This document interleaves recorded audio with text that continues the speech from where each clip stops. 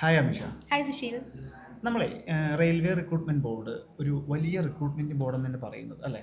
അതെ, ലോകത്തിലെ തന്നെ ഏറ്റവും വലിയ റിക്രൂട്ടർ ആണല്ലോ ഇന്ത്യൻ റെയിൽവേ. ഫൈൻ. അങ്ങനെ ആയിരിക്കെ തന്നെ കഴിഞ്ഞ കുറച്ച് വർഷങ്ങളായിട്ട് റിക്രൂട്ടിങ്ങുമായി ബന്ധപ്പെട്ടിട്ട് ഒരു അപ്ഡേറ്റും കാണുന്നില്ല. അതെ. സോ അങ്ങനത്തെ ഒരു സാഹചര്യത്തിൽ എനിക്ക് തോന്നുന്നു ഒരുപാട് കാൻഡിഡേറ്റ്സിന് ഇതിൻ്റെ ഒരു കൺഫ്യൂഷൻ ഉണ്ട്, എന്തുകൊണ്ട് ഇങ്ങനെ സംഭവിക്കുന്നു, എന്തുകൊണ്ട് നോട്ടിഫിക്കേഷൻ കാണുന്നില്ല എന്നുള്ളത്. യെസ്. അപ്പോൾ ഈ ഒരു സാഹചര്യത്തിൽ എന്താണ് അമിഷയ്ക്ക് അതിനെക്കുറിച്ച് പറയാനുള്ളത്? കുറച്ച് വർഷങ്ങൾ എന്ന് പറയുമ്പോൾ 2019 തൊട്ട് ഒരു 2023 വരെ റെയിൽവേയുടെ ഭാഗത്തു നിന്ന് യാതൊരു അപ്ഡേറ്റ്സും ഉണ്ടായിട്ടില്ല. നമ്മൾ വിച്ച് മീൻസ് 4+ ഇയേഴ്സ് ആയി. 4+ ഇയേഴ്സ് ആയിട്ട് നോ നോട്ടിഫിക്കേഷൻസ് ആണ്. അപ്പോൾ ഒന്നാമത്തെ കാര്യം നമ്മൾ മനസ്സിലാക്കേണ്ടത്, ഇതിനു മുൻപ് വരെയും റെയിൽവേ എന്ന് പറയുന്ന റിക്രൂട്ട്മെന്റ് ബോഡി, അതായത് RRB, ആനുവലായിട്ട് എക്സാം കണ്ടക്ട് ചെയ്യുക അല്ലെങ്കിൽ റിക്രൂട്ട്മെന്റ് കണ്ടക്ട് ചെയ്യുന്ന ഒരു ബോഡിയല്ല. വിച്ച് മീൻസ് ഒരു ഫ്രീക്വന്റ് ഇന്റർവെൽ നടക്കുന്നില്ല.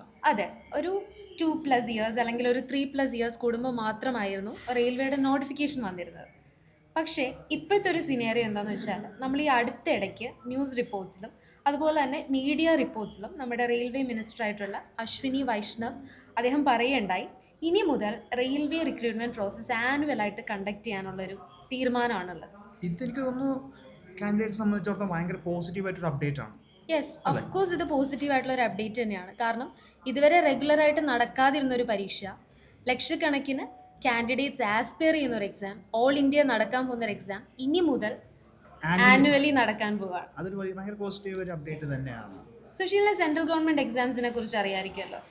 അതിനൊരു കലണ്ടർ ഉണ്ട്. Yes, of course. അപ്പോൾ ആ കലണ്ടർ വൈസ് നമുക്ക് അതിന്റെ എല്ലാ എക്സാംസും എല്ലാം പ്രോപ്പർലി ഉണ്ട്. അപ്പോൾ നമുക്ക് പ്രിപ്പയർ ചെയ്യാനും അതെ അതെ കാര്യങ്ങളൊക്കെ മനസ്സിലാക്കാം. അതേപോലെ സംഭവം ഇനിയിപ്പോൾ എനിക്ക് RRBയിലും വരുന്നു. RRBയിലും വന്നു കഴിഞ്ഞു. കാരണം 2024 സ്റ്റാർട്ടിൽ റെയിൽവേയുടെ ഭാഗത്തുനിന്ന് ഇതിനു മുമ്പ് നമ്മൾ കണ്ടിട്ടില്ല. പക്ഷേ 2024 സ്റ്റാർട്ടിൽ റെയിൽവേ ഒരു കലണ്ടർ റിലീസ് ചെയ്തിട്ടുണ്ടായിരുന്നു.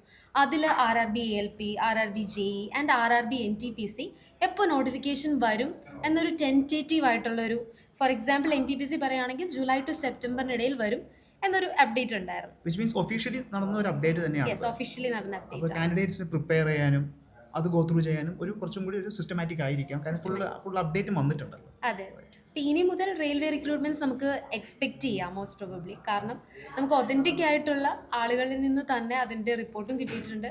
ആൻഡ് അതിനുള്ള എല്ലാ കാര്യങ്ങളും റെയിൽവേ ഇപ്പോൾ ചെയ്യുന്നുണ്ട്.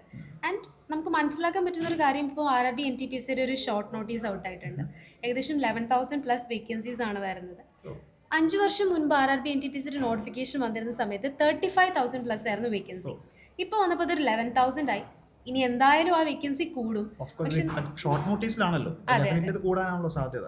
ഓഫ് കോഴ്സ് ഇത് കൂടും. പക്ഷെ നമുക്ക് എക്സ്പെക്ട് ചെയ്യാം വരും വർഷങ്ങളിലും വേക്കൻസീസ് അവർ മാറ്റി വെക്കുന്നുണ്ട്. കാരണം ഏകദേശം ഈ 5 വർഷം റിട്ടയർ ആയിട്ടുള്ള അവിടുത്തെ ഉദ്യോഗസ്ഥരുടെ കണക്കെടുക്കുകയാണെങ്കിലും അവിടുത്തെ വേക്കൻസീസ് നോക്കുകയാണെങ്കിലും NTPC, അതായത് നോൺ ടെക്നിക്കൽ പോപ്പുലർ കാറ്റഗറി പോസ്റ്റുകളിൽ അത്രയും ഒഴിവുകളുണ്ട്.